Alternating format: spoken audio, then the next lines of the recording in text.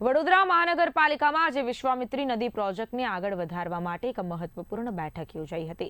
Municipal કમિશનરના અધ્યક્ષસ્થાને યોજાયેલી આ બેઠકમાં પર્યાવરણવિદ રોહિત પ્રજાપતિ તથા શહેરના અગ્રણીઓ ઉપસ્થિત રહ્યા હતા। ગત વર્ષે શરૂ કરાયેલા વિશ્વામિત્રી નદી પ્રોજેક્ટને વધુ ગતિ આપવા માટે આ બેઠક ખાસ મહત્વપૂર્ણ માનવામાં આવી રહી છે। બેઠક દરમિયાન અગાઉ નિયુક્ત કરાયેલા કન્સલ્ટન્ટ દ્વારા રજૂ કરાયેલા પ્લાનના અમલીકરણ અંગે ચર્ચા કરવામાં આવી હતી।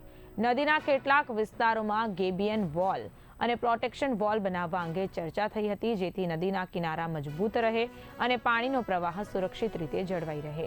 આ બેઠકમાં સૌથી મહત્વપૂર્ણ મુદ્દો રહ્યો કે આવનારા સમયમાં વિશ્વામિત્રી નદીમાં 24 કલાક પાણી વહેતું રહે તે માટે કયા પગલાં લેવામાં આવશે। સીએનડી વેસ્ટનો નિકાલ કરવાનો છે, અમુક મેન્ડરિંગ કોર્સમાં જે નવું structures protection wall returning wall કરવાનું છે એ બાબતની પણ ચર્ચા કરવામાં આવી છે। અને હવેથી જે આટલા વર્ષોથી વિશ્વામિત્રી રિવરની અમે વાત કરીએ છીએ એ પેરિનિયલ રિવરને ફરીથી રેજ્યુનેટ કરીને 24/7 365 ડેઝ પાણી લાવવા માટે જે હોલિસ્ટિક પ્લાન છે એના બાબતમાં પણ આજે ચર્ચા કરવામાં આવી છે। આ બધા જાણો છો કે આ નદી વડોદરાવાસીઓની એક ઇમોશનલ કનેક્ટ પણ છે।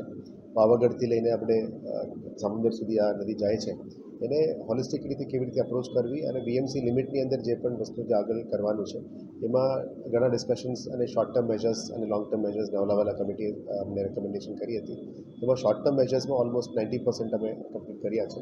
હવે જે 10% કામગીરી